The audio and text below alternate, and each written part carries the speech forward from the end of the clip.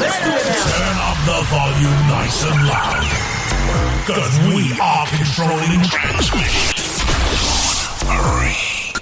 You're in the mix with Lil Drummer Girl. With your host, Dawn Marie.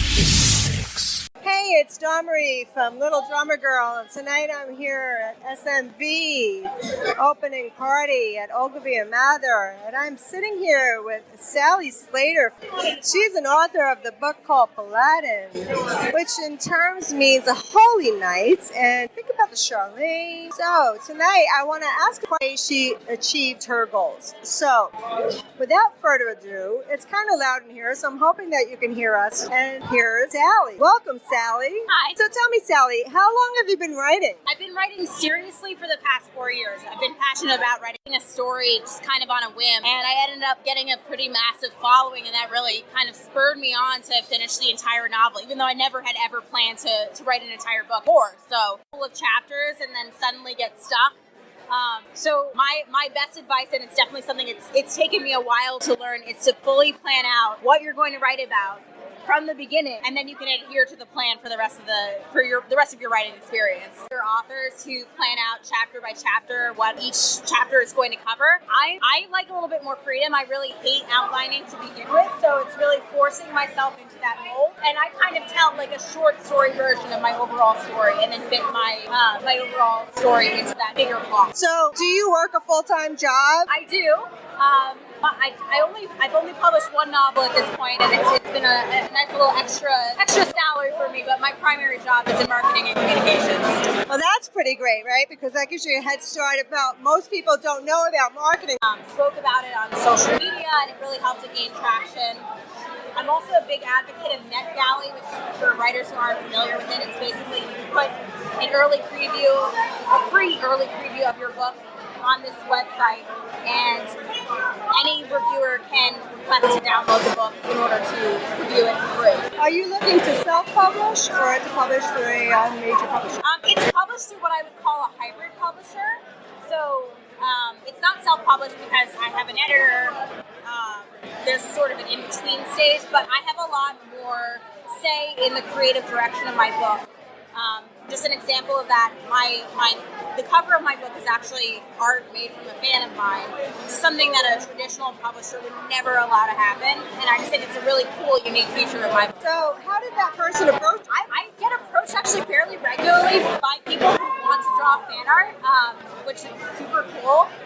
If you go to my website, which is just sallyslater.com, I have a whole section just devoted to fan art that people have made for me, which is really weird. I don't know. I mean, it's very strange to have people turn your work into art, but it's probably my favorite thing in the world. It's pretty amazing, don't you think, that in today's society, the way social media and the marketing for internet marketing-based companies, I mean, we could do so much with our work now that we never do. So what would you say to a writer who is fairly new and just starting out, or an entrepreneur, how they should go about trying to really get their work out? To get their work out there. I think the biggest piece of advice I would give is don't sit on it forever.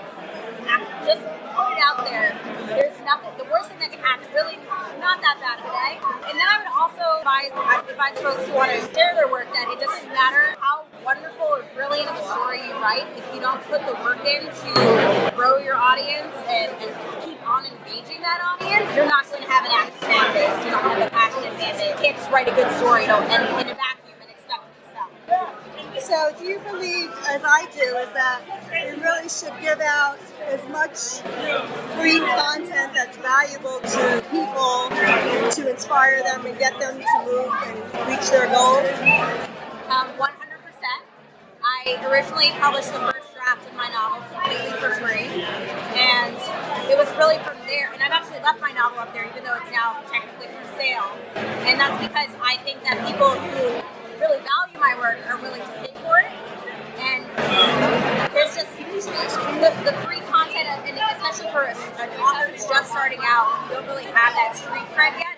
It encourages people to be willing to take a chance on your work with really no risks to them. I love that. Well, so tell me, what would you say was one of your largest struggles that you faced? For a time, I had a literary agent, and he gave me a lot of really really good advice in pointing out some of the plot holes in my story. But he essentially told me to rewrite the entire novel from scratch. And this was after I had a very significant fan base who'd already read the novel and was expecting me to make edits, but more superficial edits. And I took his advice because I trusted him as a literary agent, and I do think a lot of his feedback was legitimate. But I got stuck about halfway through, maybe 50,000 words in, where I lost my inspiration because it wasn't the story that I originally set out to tell. And at the end of the day, I ended up going with my gut and deciding that I had to part way with the agent and really go back to my original story and just work on fixing the problems with that instead of starting completely from scratch.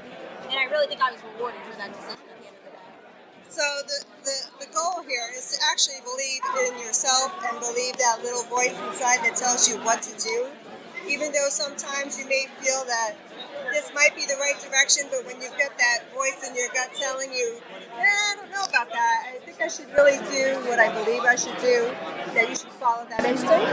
Is that true? I think so. I do think at the same time you also need to listen to criticism and take it seriously, because a lot of times that criticism is really valuable.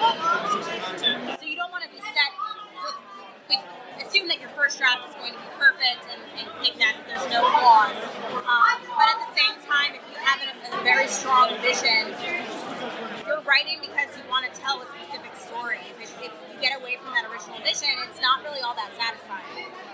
So basically, I mean, you do need to be open to criticism, but you really have to be true to yourself. Is that correct?